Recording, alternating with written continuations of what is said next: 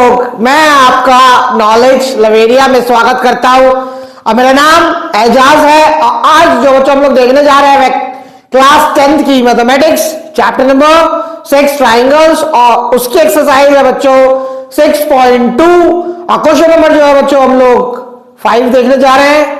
तो आइए मैं आप लोगों के सामने इसको पढ़ देता हूं। In figure 6.2, DE is parallel to OQ and DF is parallel to OR. Show that EF is parallel to QR. देखो ये DE है, ये पैरेलल किसके है? OQ के। DF जो है वो पैरेलल जो है वो OR के।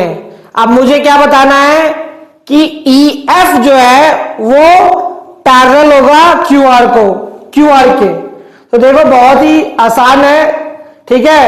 इसको मैं सॉल्व करने चलता हूं। दिल है मेरा दीवाना यारो मैं तो चला इस सवाल को सॉल्व करने, ठीक है। तो यहां पे सबसे पहले क्या है, मैं कौन सा ट्राइंगल लूंगा? देखो ट्राइंगल लूंगा मैं पी क्यू ओ ट्राइंगल लूंगा। तो मैं यहां पे लिख देता हूं in triangle P Q O के अंदर जो ट्राइंगल है इसमें गौर से देखो डीई जो है वो क्या है? पैरेलल है ओ क्यू के। क्यों कह रहा हूं मैं? क्योंकि ये दिया हुआ है हम लोगों को क्वेश्चन के अंदर ही। अब ये जब दिया हुआ है यहां पे तो हम लोगों को डीई पैरेलल हो गया ओ क्यू के साइड, एक पी क्यू और एक पीओ, ठीक है। जब मैं इसको लिखूंगा इसकी साइड्स का रेशियो तो वो इक्वल हो जाएगा। तो मैं यहां पे क्या लिख देता हूं? यहां पे मैं लिखूंगा PE upon E Q is equal to PD upon D ओ।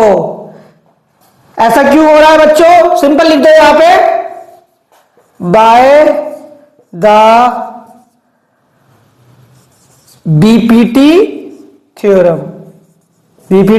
की वजह से जो है वो ये चीज हो रही है बच्चों। इतना हुआ। अच्छा अब यहां पे क्या करो, PE upon E Q is equal to PD upon DO. इसको मान लो पहली इक्वेशन, ओ आर ले लेता हूं। In triangle P O R क्या क्या दिया हुआ हम लोगों को बच्चों? डी एफ जो है वो पैरेलल है ओ आर के। ऐसा मैं नहीं कह रहा हूं, ऐसा दिया हुआ है क्वेश्चन के अंदर।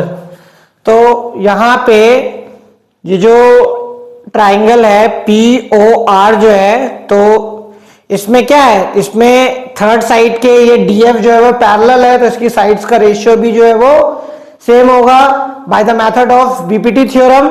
तो यहां मैं लिख देता हूं क्या होगा बच्चों, यहां पे हो जाएगा P D upon DO is equal to P F upon F R. देख रहे हो ना, एक साइड तो पीओ है और एक जो है वो पी आर है। तो पी डी अपॉन डीओ और F P F upon F are मैंने जो है वो ले लिया है यहां पे। क्यों लिया ये यहां पे? किसकी मदद से? By BPT theorem. इतना हो गया यहां पे, ठीक है। अब यहां पे गौर से देखना, इसको मैं सेकंड इक्वेशन बनाऊंगा। तो मैं यहां पे P D upon D O is equal to P F upon F R, ये जो है वो सेकंड इक्वेशन है बच्चों। अब मुझे यहां पे क्या करना है? कंबाइन करना है, इन दोनों को मिलाना है। देखो पी डी अपॉन डीओ के जो ये वाला जो दे रखा है इसके इक्वल ये है और पीई अपॉन ई क्यू जो है वो P D upon D Q के इक्वल है। तो जब मैं कंबाइन करूंगा फर्स्ट इक्वेशन और सेकंड इक्वेशन को तो मेरा क्या रिजल्ट निकलेगा? यहां पे मिलेगा हम लोगों को PE upon E Q equal to P F upon F R, इतना लिख दिया मैंने। अब देखो मैं यहां पे दिखाता हूं, देखो पीई अपॉन ई क्यू और P F upon F are, यानी कि एक साइड ये हो गई, एक साइड ये हो गई, थर्ड साइड जो है वो आपकी ये हो गई। अब जब इसके साइड्स जो है वो प्रोपोर्शनल में आ रहे हैं, प्रोपोर्शन में आ रहे हैं, तो क्या होगा यहां पे जब इसके साइड्स प्रोपोर्शन में है तो ई एफ जो है वो क्यू आर के पैरेलल होना चाहिए कि by converse of BPT. BPT की हेल्प से मैं क्या बोल दूंगा, by the converse of BPT ये मैं कह सकता हूं कि ई एफ जो है ना बच्चों, ये जो है वो क्यू आर के क्या होगा, पैरेलल होगा, क्योंकि आपको बताया ना मैंने कि साइड्स का रेशियो जो है वो सेम होगा।